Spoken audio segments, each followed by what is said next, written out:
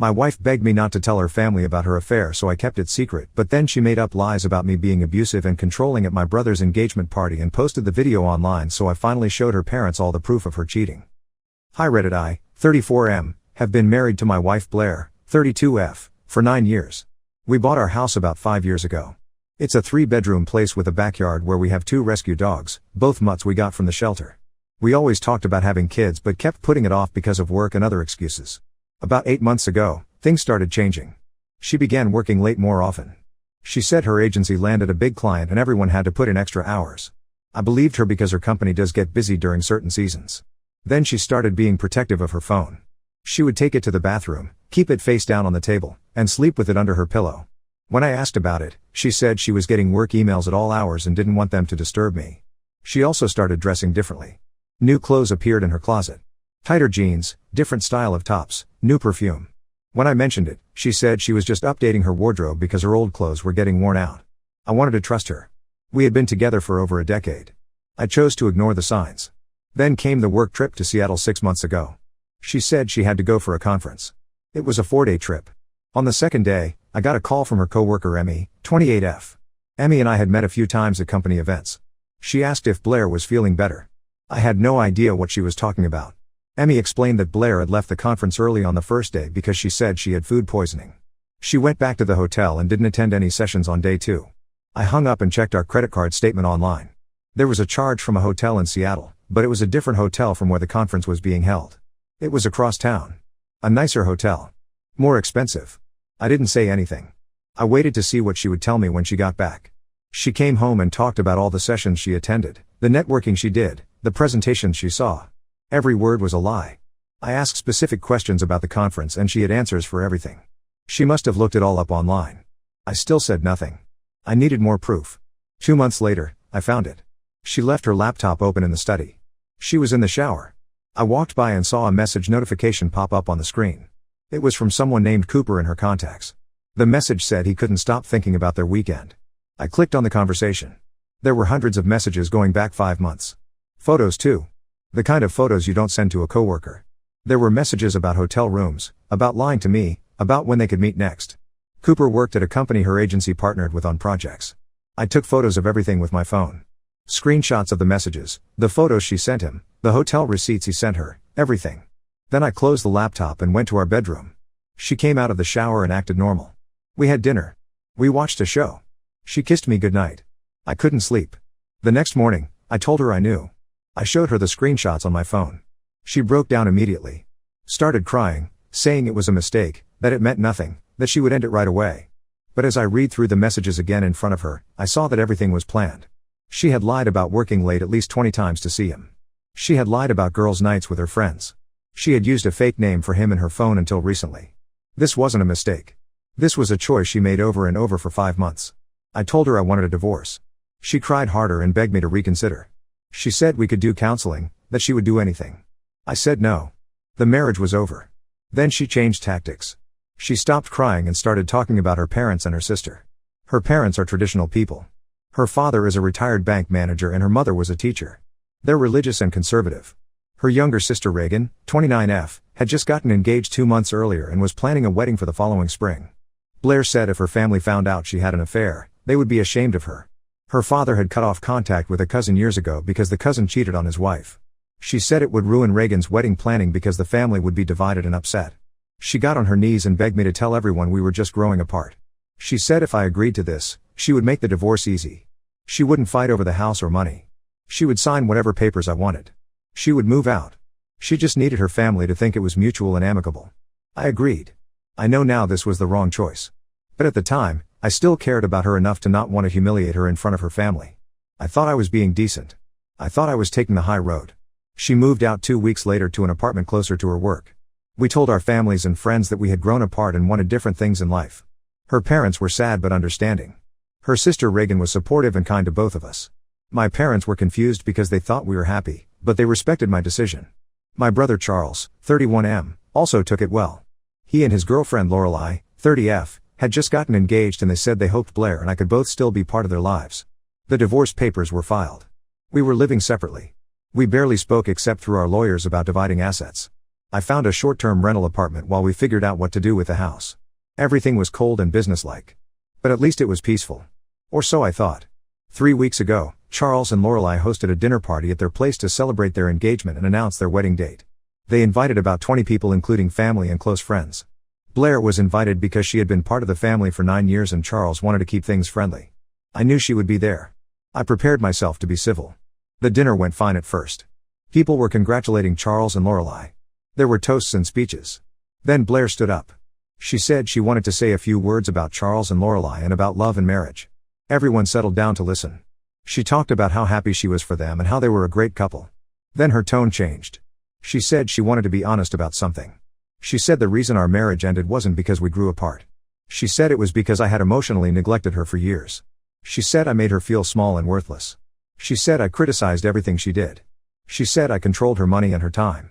Then she said I had been unfaithful to her with a woman from my work. She said she had tried to save the marriage but I refused. She said she had to find the strength to leave for her own well-being. She had her phone out the whole time, recording herself. The room went silent. My brother's face went white. My parents looked at me in shock. Her parents looked devastated. Reagan started crying. Lorelai stood up and asked Blair to sit down. Blair ignored her and kept talking.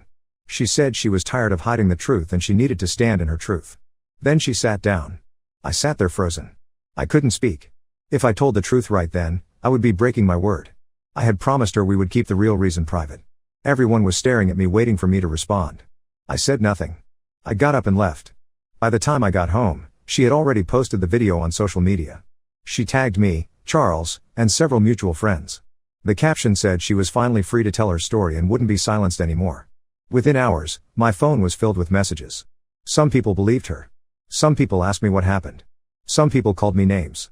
I didn't respond to anyone except to say there were two sides to every story. But the damage was done. My brother called me the next day and asked if any of it was true. I told him it wasn't but I couldn't prove it without breaking my promise. He said he believed me but that the whole evening was ruined and Lorelai was very upset. 2 days after the dinner, Blair sent me a text. She said she did what she had to do. She said she needed to control the narrative before I could. She said people would have found out eventually and she wanted to tell her side first. I asked her what narrative I was planning to control since I had kept my word about staying quiet. She didn't respond. Then Reagan reached out. She said she and her fiancé Jaden, 31M, still wanted me at their wedding. She said she didn't know what to believe about my marriage to Blair but she had known me for 9 years and wanted me there. She said Blair would also be at the wedding and was bringing a +1.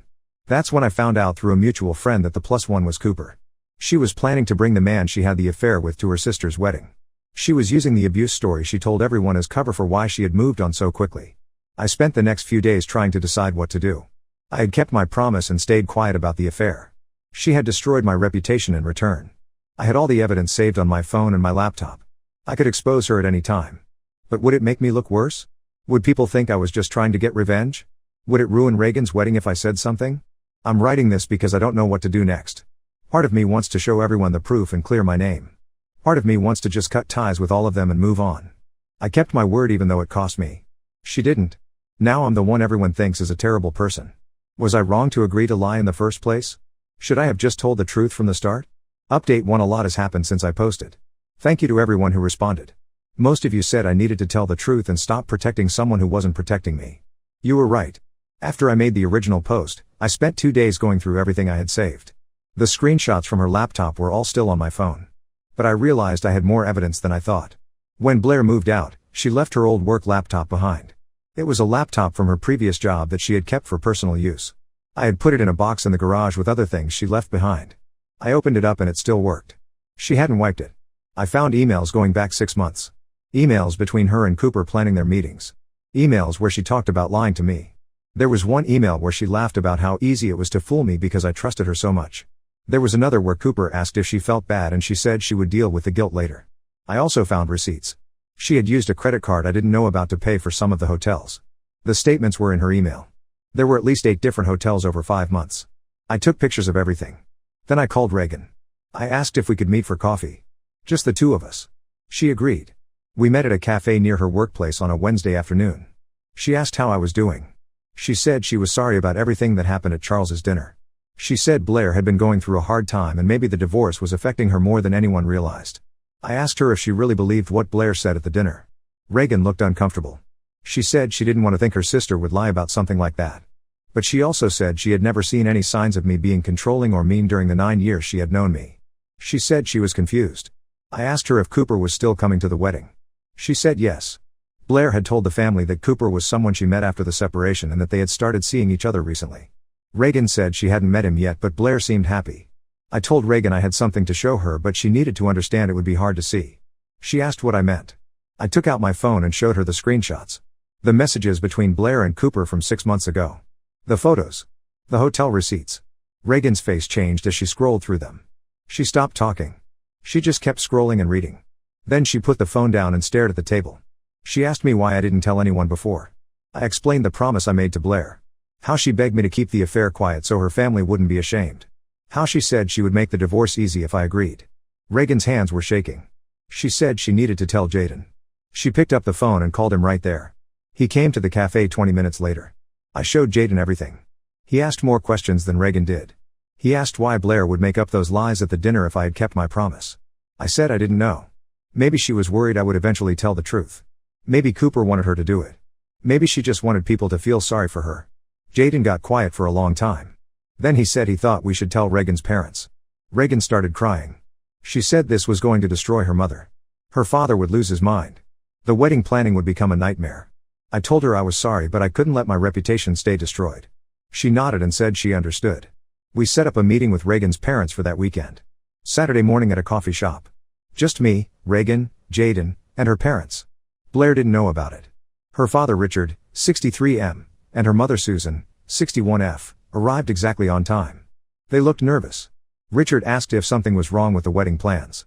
Reagan said no and that I needed to show them something. I showed them everything. The messages. The emails. The receipts. The photos. Susan started crying immediately. Richard's face turned red. He asked to see my phone. He looked through all the screenshots himself. He asked questions about dates and times. He compared them to things Blair had told them. Then he handed my phone back and apologized to me. Susan said she didn't understand why Blair would do this. Richard said he understood perfectly. He told us that Cooper was not a new person in Blair's life. She had dated him briefly in college before she met me. Richard and Susan never liked him. He came from a wealthy family and acted entitled.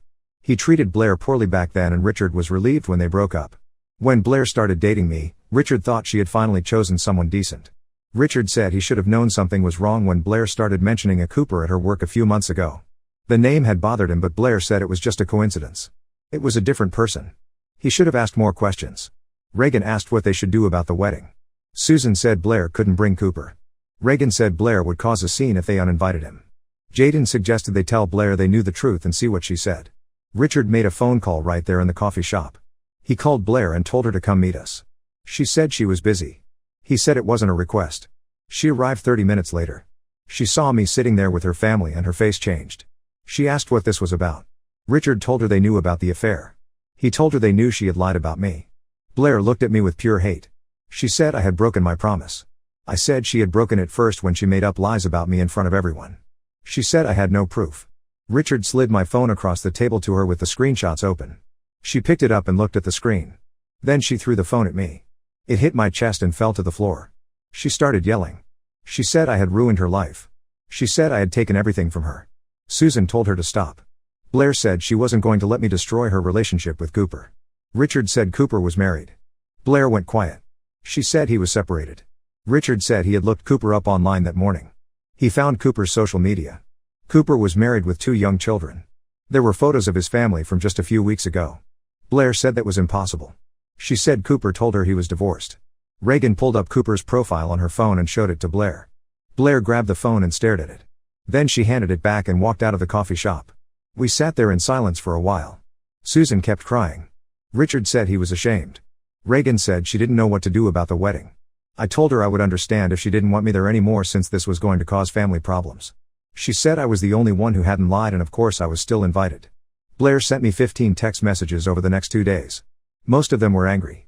She said I had destroyed her family. She said I was vindictive. She said she would never forgive me. Then the messages changed.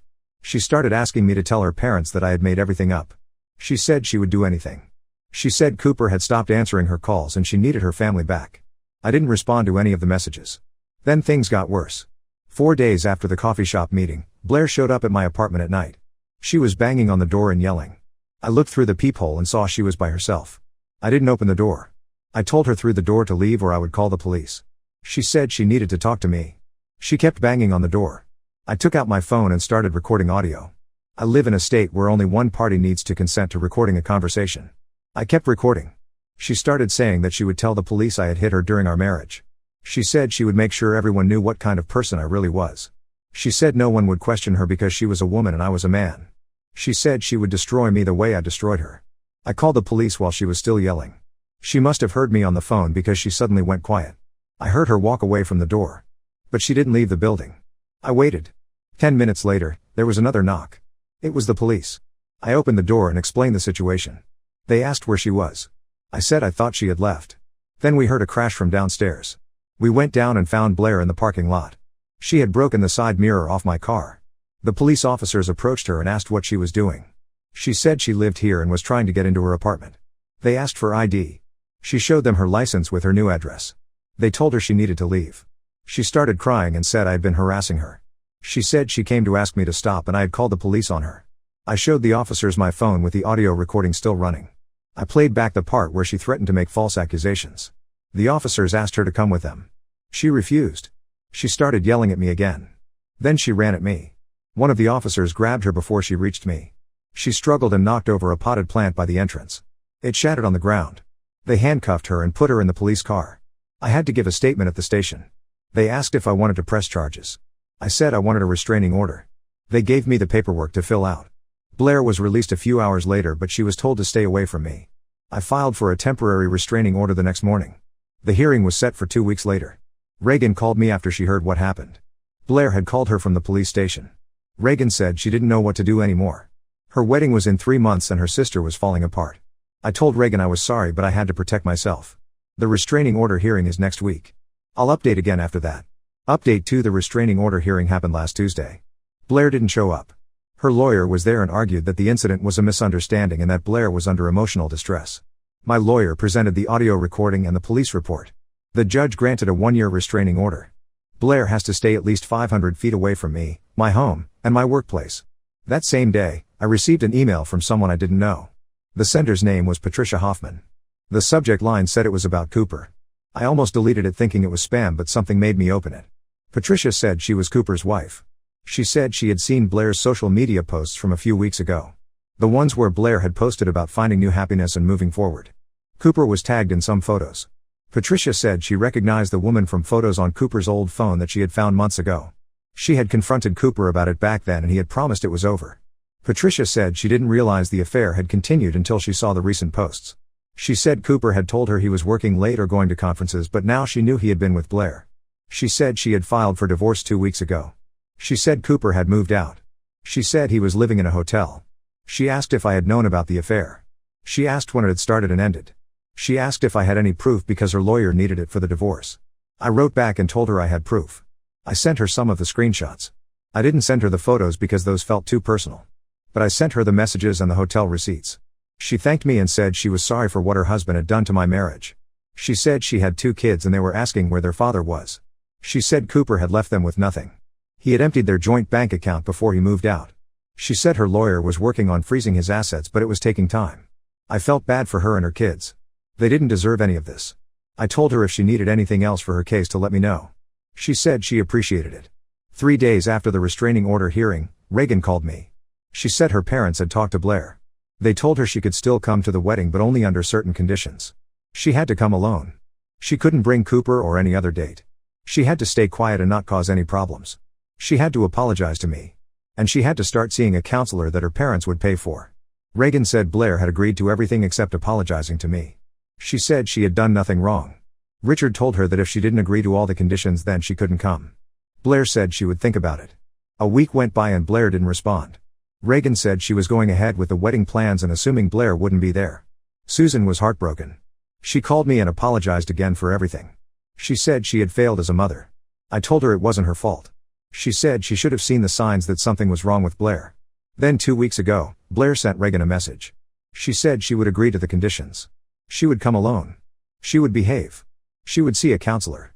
But she wouldn't apologize to me because she believed I had ruined her relationship with Cooper and turned her family against her. Reagan asked Richard what to do. He said that was good enough. Blair could come to the wedding. Reagan asked me if I was okay with that. I said it was her wedding and her choice. She said she wanted me to be comfortable. I told her I would stay on the other side of the venue from Blair. Reagan said security would be there and they were told to watch Blair and remove her if she caused any problems. The divorce was finalized 3 weeks ago. We sold the house. After paying off the mortgage and splitting the equity, I got enough for a down payment on a condo. It's smaller than the house but it's mine alone. The dogs are with me. Blair didn't want them. She said she couldn't take care of them in her apartment. Last week, I got a message request on social media from Blair. I didn't open it. Then I got an email from her at an address I didn't know she had. She said she had completed her first counseling session. She said the counselor made her realize she had hurt a lot of people. She said she wanted to apologize for everything. She said she knew it didn't fix anything but she needed to say it. She said Cooper had blocked her on everything. She said he told her he never planned to leave his wife. He said the affair was just something fun and he panicked when Blair made it public at the dinner. She said she had been lying to herself about what their relationship really was. She said she had thrown away a good marriage for nothing. She asked if I would be willing to talk to her. Not to get back together but just to give her closure. She said she needed to apologize in person. I didn't respond. Yesterday, Reagan called and said the wedding is this weekend. She asked one more time if I was sure I wanted to come. I said yes. She said Blair had confirmed she would be there. She said her parents would be sitting between us at the ceremony. She said the reception had assigned seating and Blair would be at a different table far from mine. I'm going to the wedding. I'm going to watch Reagan and Jaden get married. I'm going to celebrate with people who actually care about me. And I'm going to keep my head up because I didn't do anything wrong. Blair made her choices. She destroyed her own life.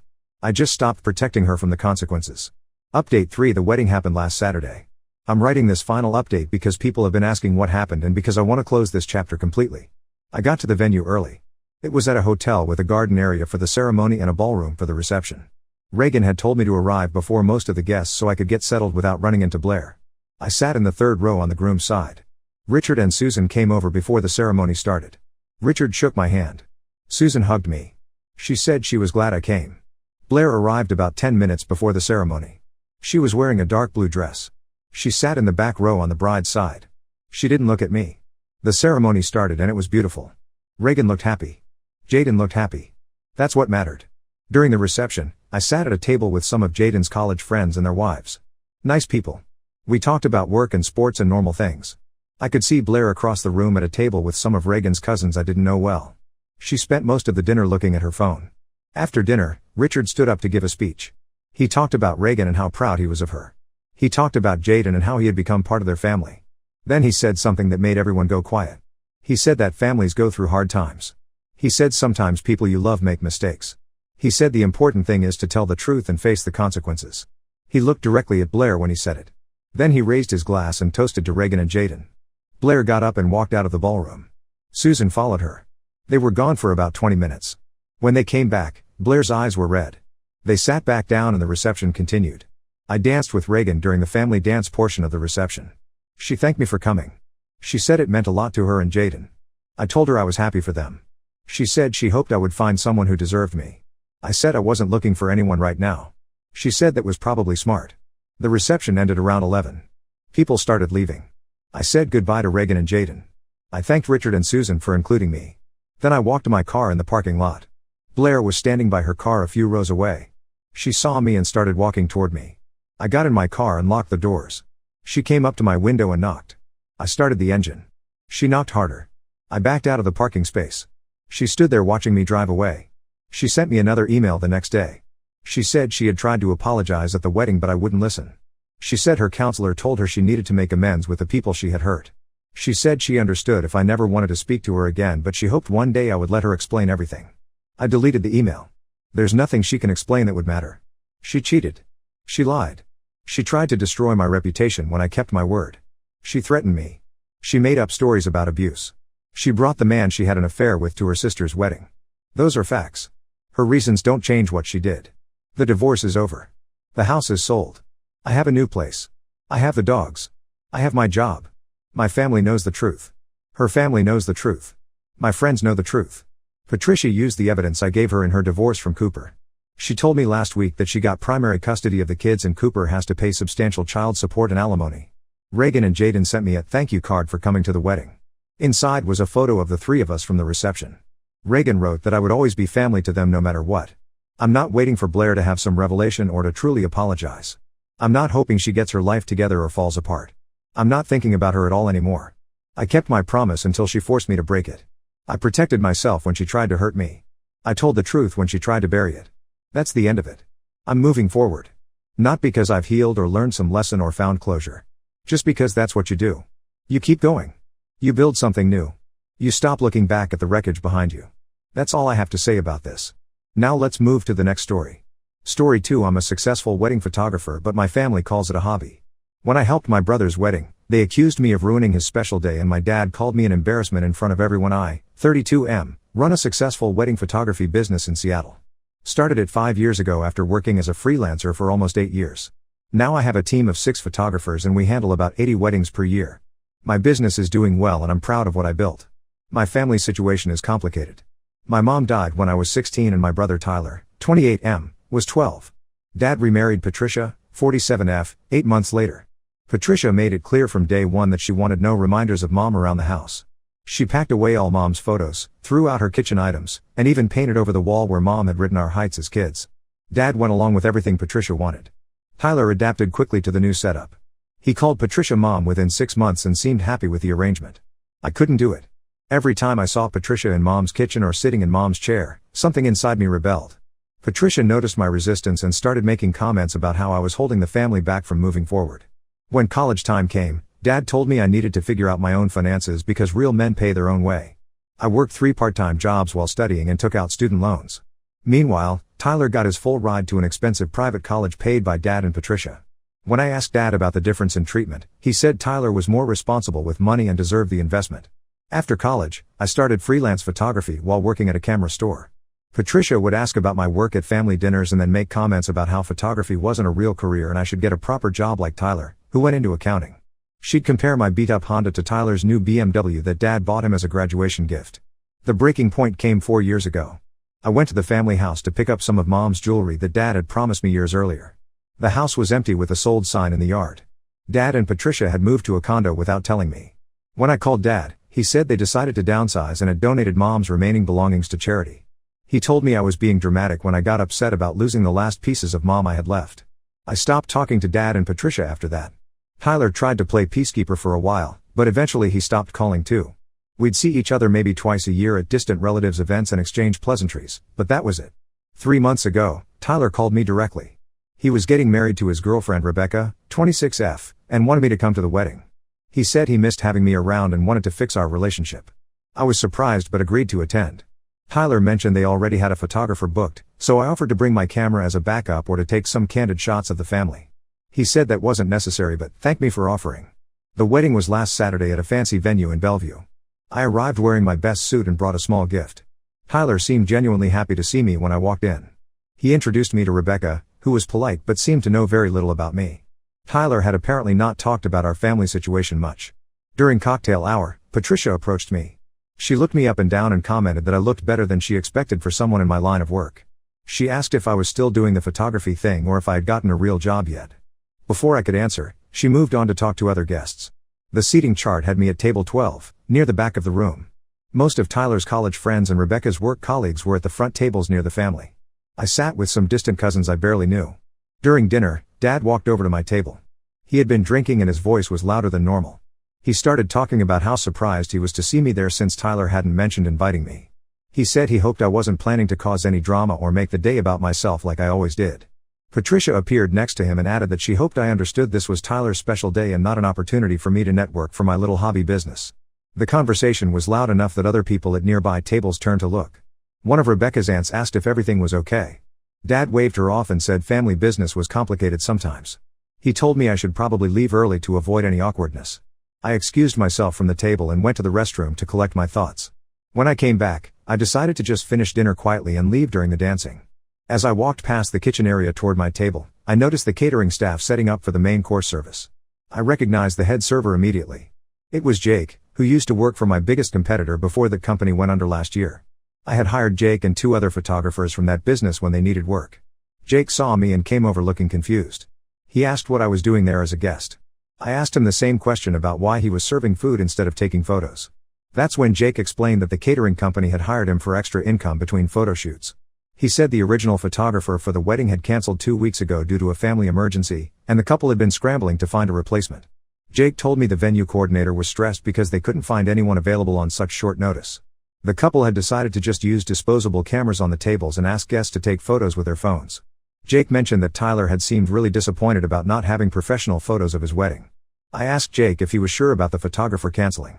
He said yes, and that Rebecca had been calling photography studios all week trying to find someone.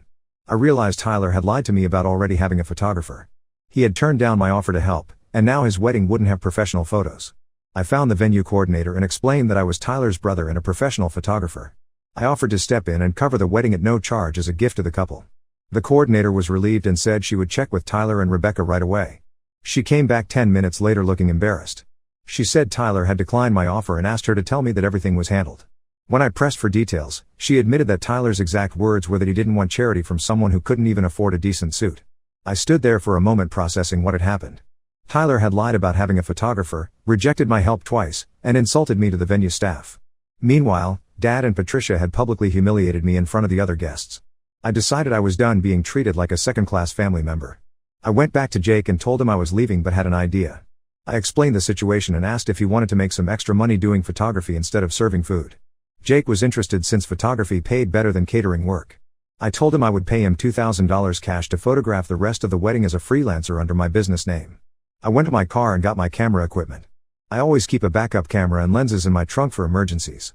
I gave Jake my equipment and a quick briefing on what shots to prioritize. Then I called my assistant Emma and asked her to drive to the venue with more equipment and help Jake with the reception coverage. I found the venue coordinator again and told her that Jake would be handling photography for the remainder of the evening under my business name. I gave her my business card and said any questions about the service should be directed to me. Then I left the venue. Emma texted me updates throughout the evening. She and Jake captured the cake cutting, first dance, and all the typical wedding moments. They got great shots of Tyler and Rebecca looking happy, and the family celebrating together. By all accounts, it was beautiful photography that Tyler and Rebecca would treasure. On Sunday morning, I got a call from Tyler. He was furious. He said I had humiliated him by hiring photographers without permission and making him look like he couldn't afford proper wedding coverage. He accused me of trying to upstage him on his wedding day and making everything about my business. I explained that I was just trying to help after learning his photographer had canceled. Tyler said that was impossible because they had never hired a photographer in the first place. He admitted they had decided to skip professional photos to save money for their honeymoon. Tyler said Dad and Patricia were right about me always causing drama. He said I had proven that I couldn't be trusted to put family first. Rebecca had apparently been mortified when she learned that Tyler's brother had hired photographers without discussing it with him first. I told Tyler that if he didn't want professional photos of his wedding, Jake and Emma could delete all the images. Tyler said it was too late because other guests had already seen the photographers working and were asking about the pictures. The call ended with Tyler saying he needed space to think about whether he wanted me in his life at all.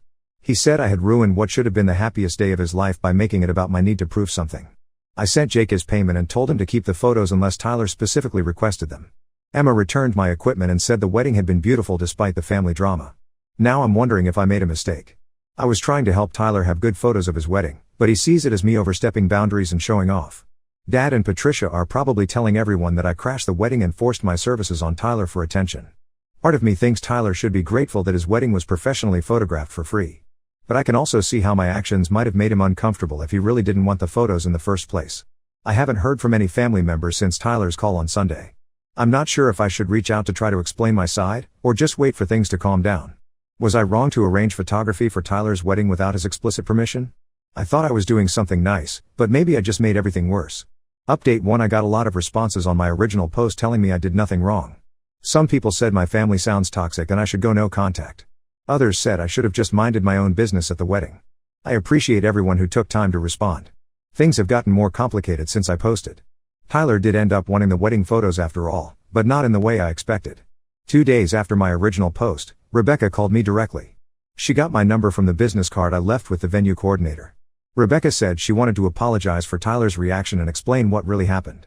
She told me that Tyler had been stressed about not having wedding photos but was too proud to ask Dad for more money. They had originally budgeted for a photographer but had to cancel when Rebecca's parents pulled out of paying for part of the wedding at the last minute. Her parents had gotten divorced 6 months earlier and were both dealing with legal bills. Rebecca said Tyler was embarrassed about having to cut corners on their wedding. He had been trying to put on a brave face about using disposable cameras, but she could tell he was disappointed.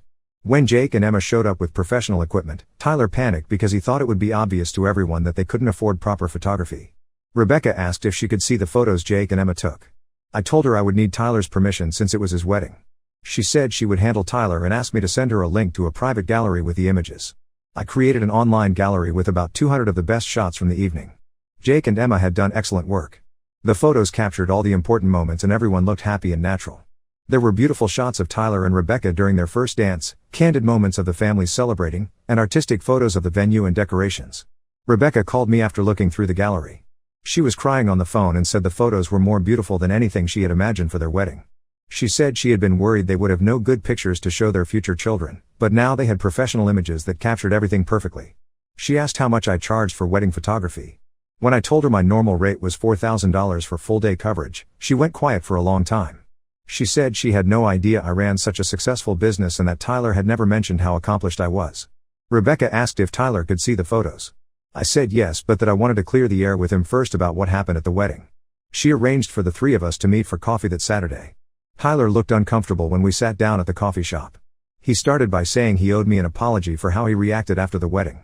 He said stress had made him respond badly to what was actually a generous gesture.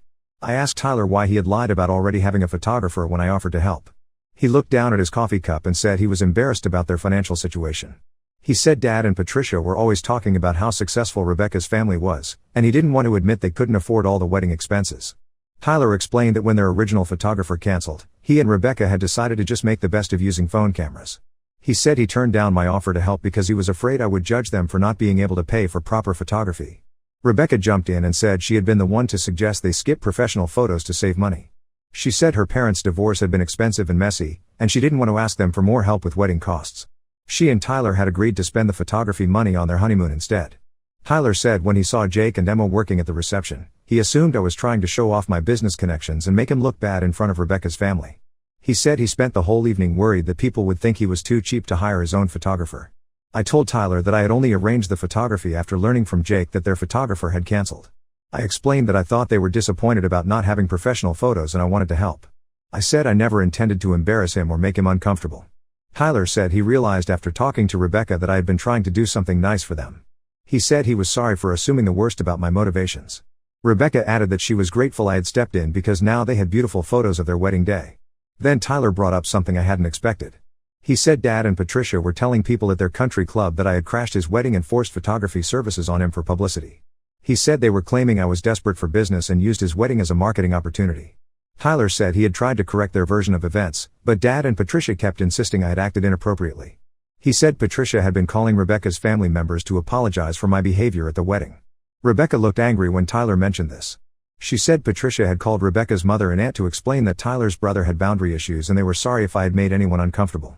Rebecca said her family had been confused by the call since they thought the photographers were wonderful and very professional.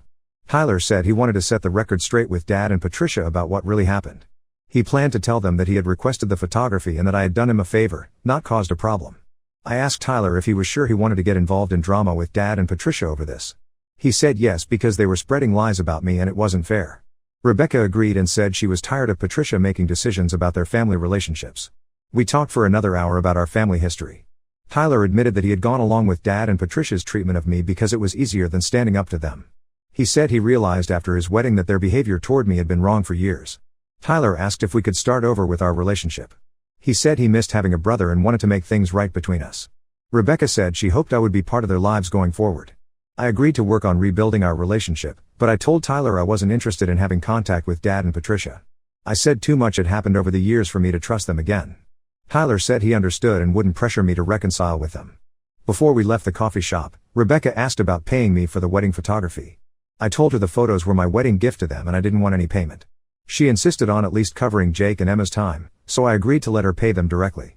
Tyler and Rebecca invited me to dinner at their apartment the following week.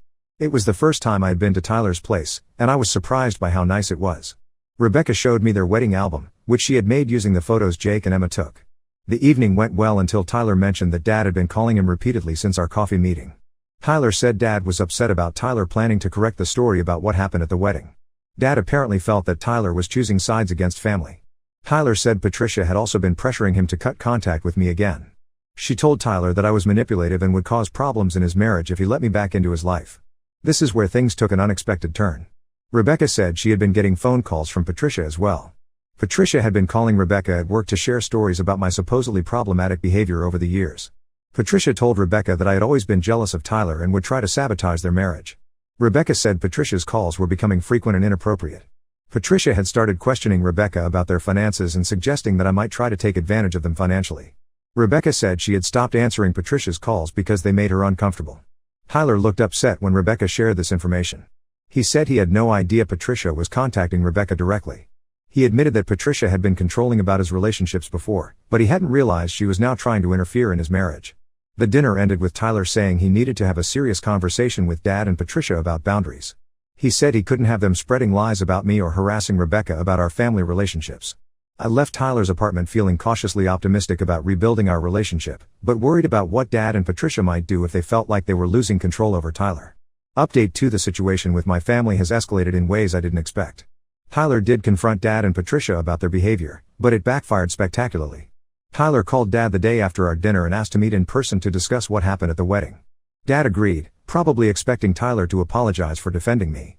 Instead, Tyler told Dad and Patricia the truth about the photography situation and asked them to stop spreading false information about me. According to Tyler, Dad got angry immediately.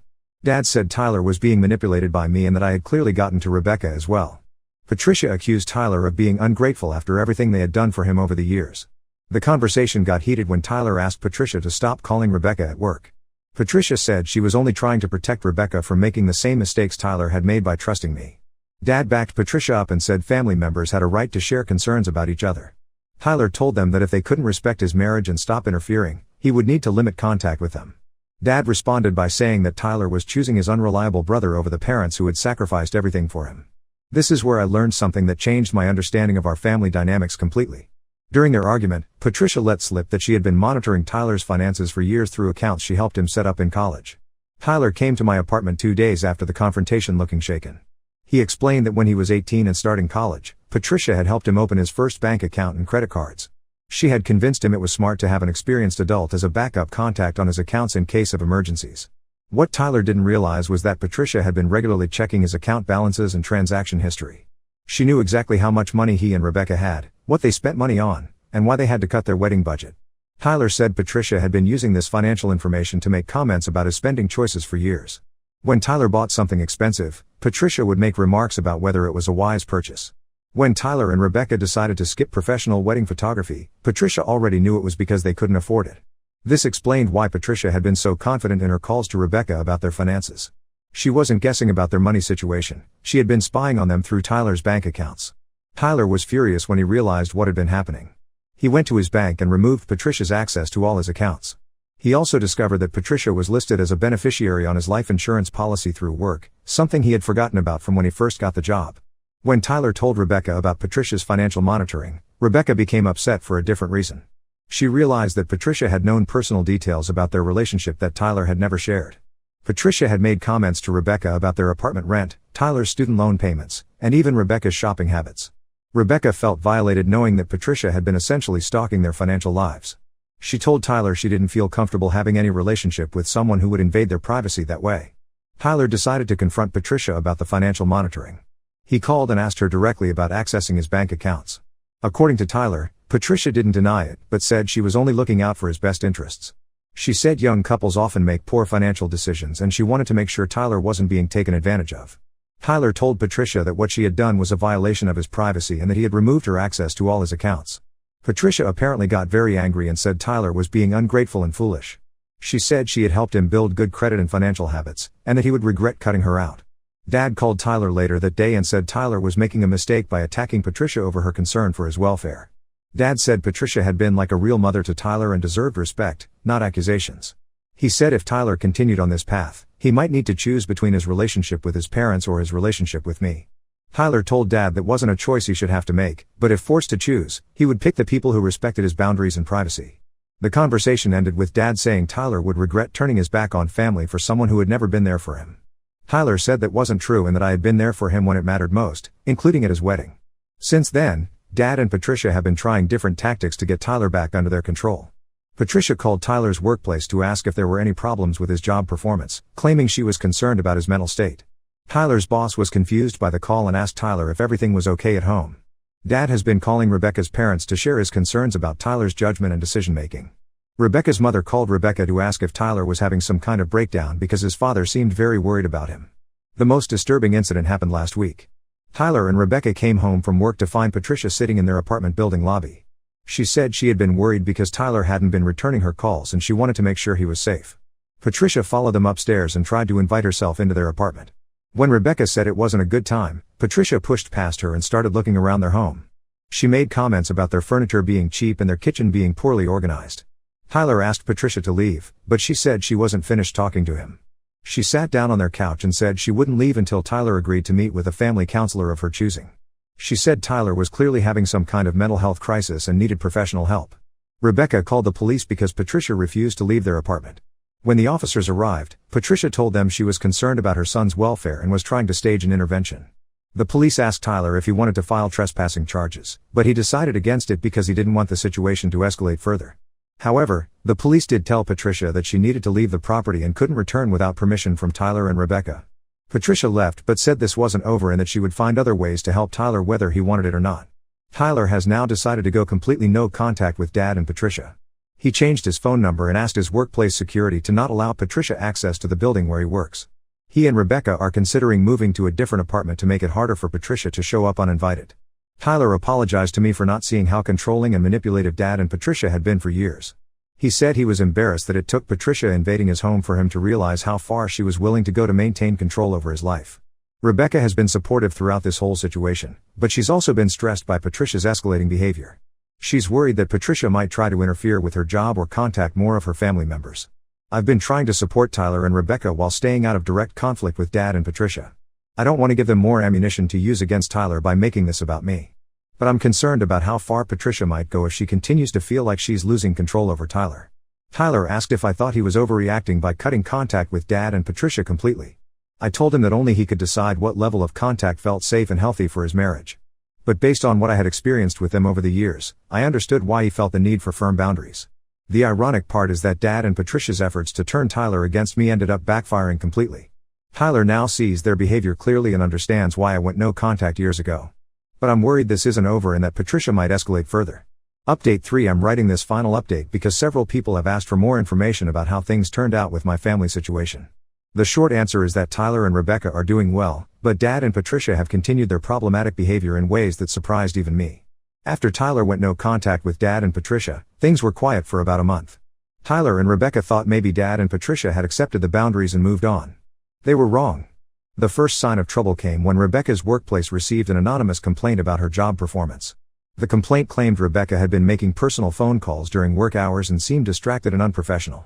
Rebecca's supervisor called her in to discuss the complaint, but Rebecca had no idea what it was about since she had never had performance issues. Rebecca suspected the complaint came from Patricia, but there was no way to prove it. The complaint was submitted online through the company's general feedback form and didn't include any specific details that could be verified. Around the same time, Tyler started getting calls from his college friends asking if he was okay. Apparently someone had been contacting Tyler's old fraternity brothers claiming to be concerned about Tyler's mental health and marriage. The caller said Tyler had been acting erratically and asked if anyone had noticed changes in his behavior. When Tyler called his friends back to explain the situation, he learned that the caller had claimed to be a family friend who was worried about Tyler but didn't want to get involved directly. The caller had shared details about Tyler's family relationships that could only have come from Dad or Patricia. The most serious incident happened 6 weeks ago. Tyler and Rebecca were having dinner at a restaurant near their apartment when Patricia appeared at their table. She had apparently been watching their building and followed them to the restaurant. Patricia sat down uninvited and said she missed Tyler and wanted to work things out. When Tyler said he wasn't ready to have that conversation, Patricia became louder and more emotional. She started crying and saying that Tyler was breaking her heart by shutting her out. Other diners were starting to stare, and Rebecca asked Patricia to lower her voice. Patricia responded by accusing Rebecca of turning Tyler against his family and ruining his relationships with people who loved him. The restaurant manager came over to ask if everything was okay. Patricia told the manager that she was Tyler's mother and was trying to reconcile with her son, but that Rebecca was preventing them from having a family conversation. Tyler stood up and said they were leaving. Patricia grabbed his arm and said she wouldn't let him walk away from family again. When Tyler pulled free, Patricia fell back into her chair and started crying loudly about Tyler being violent toward her. The restaurant manager asked Tyler and Rebecca to leave because Patricia's behavior was disrupting other customers. As they walked out, Patricia followed them and continued making a scene in the parking lot. Tyler finally told Patricia that her behavior was the reason he couldn't have a relationship with her. He said she had proven that she couldn't respect boundaries or treat Rebecca with basic courtesy. Patricia responded by saying that Rebecca was obviously controlling and manipulative if she couldn't see that Patricia was just trying to love Tyler. That incident convinced Tyler and Rebecca to move to a different part of the city. They found an apartment in a complex with security gates and didn't share their new address with anyone who might pass it along to Dad and Patricia. They also hired a lawyer to send Dad and Patricia a formal cease and desist letter. The letter outlined the harassment behaviors and warned that continued contact attempts could result in restraining order proceedings. Dad called Tyler from a different phone number after receiving the legal letter. Dad said Tyler was making a huge mistake and that family problems should be handled within the family, not through lawyers. He said Tyler was being influenced by people who didn't understand family loyalty. Tyler told Dad that he would consider rebuilding their relationship if Dad and Patricia agreed to respect his boundaries and stop contacting Rebecca or her family. Dad said those terms were unreasonable and that Tyler was asking them to pretend his marriage was more important than his original family. The call ended with Dad saying that Tyler would regret choosing outsiders over the people who raised him. Tyler hasn't spoken to Dad since then. Meanwhile, my relationship with Tyler and Rebecca has continued to improve. We have dinner together regularly, and they've introduced me to their friend group. Rebecca's parents have been welcoming to me, and I think they appreciate having another perspective on the family dynamics Tyler grew up with. Tyler has been working with a financial advisor to make sure his accounts and credit are fully separate from any influence Dad and Patricia might still have. He discovered that Patricia had been listed as an emergency contact on several of his accounts beyond just banking, including his health insurance and retirement fund from work. Rebecca has been dealing with occasional anonymous complaints at her workplace, but her supervisor now knows about the family situation and disregards any feedback that seems suspicious or lacks specific details. Last month, Tyler and Rebecca decided to have a small ceremony to renew their wedding vows. They wanted to celebrate their marriage in a way that focused on the people who supported their relationship rather than the drama that surrounded their original wedding. They invited about 20 people including Rebecca's family, their close friends, and me. I photographed the ceremony as my gift to them, and this time Tyler specifically requested my help rather than me having to arrange it as a surprise. The vow renewal was beautiful and relaxed. Tyler and Rebecca looked genuinely happy, and it was clear that removing toxic family members from their lives had reduced their stress significantly. During his speech at the reception, Tyler thanked everyone for supporting his marriage and said he had learned that family isn't just about blood relationships, but about people who choose to love and respect each other consistently. He didn't mention Dad and Patricia directly, but several people who knew about the family situation understood what he meant. I haven't had any direct contact with Dad and Patricia since Tyler's original wedding. Occasionally I hear updates through mutual acquaintances, but I've made it clear that I'm not interested in information about their lives or attempts at reconciliation. My business has continued to grow, and I recently hired another photographer to help with the increased demand. Ironically, several people who attended Tyler's wedding have booked me for their own events after seeing the photos Jake and Emma took that night. Tyler asked me recently if I ever regret how everything played out with our family. I told him that I wish things could have been different, but that I'm proud of the life I've built and grateful for the relationship we have now. I also told him that seeing him stand up for his marriage and his own boundaries has been one of the most positive things to come out of this whole situation. Tyler said that watching me maintain my independence and success despite Dad and Patricia's disapproval had shown him that it was possible to have a good life without their approval. We still don't know if Dad and Patricia will eventually accept the new boundaries or if they'll continue trying to insert themselves into Tyler's life. But Tyler and Rebecca seem committed to maintaining their distance regardless of what Dad and Patricia choose to do. The main thing I've learned from this experience is that sometimes the most loving thing you can do for someone is to stop enabling their harmful behavior, even if they're family. Tyler and Rebecca are happier and more secure now that they've established clear boundaries with people who couldn't respect their relationship. As for me, I'm focusing on my business and my renewed relationship with Tyler. I'm not looking for reconciliation with Dad and Patricia, but I'm open to whatever the future brings as long as it doesn't compromise the peace and stability I've worked hard to create. Some people might think it's sad that our family fell apart over what started as a wedding photography situation. But I think the wedding just revealed problems that had been building for years. Sometimes families break apart not because of one big event, but because of accumulated patterns of disrespect and control that finally become impossible to ignore. Tyler and Rebecca are building their own family traditions now, and I'm grateful to be included in that process. Not every family story has a happy ending where everyone reconciles, but this one has an ending where the people who matter most are able to move forward in healthy ways.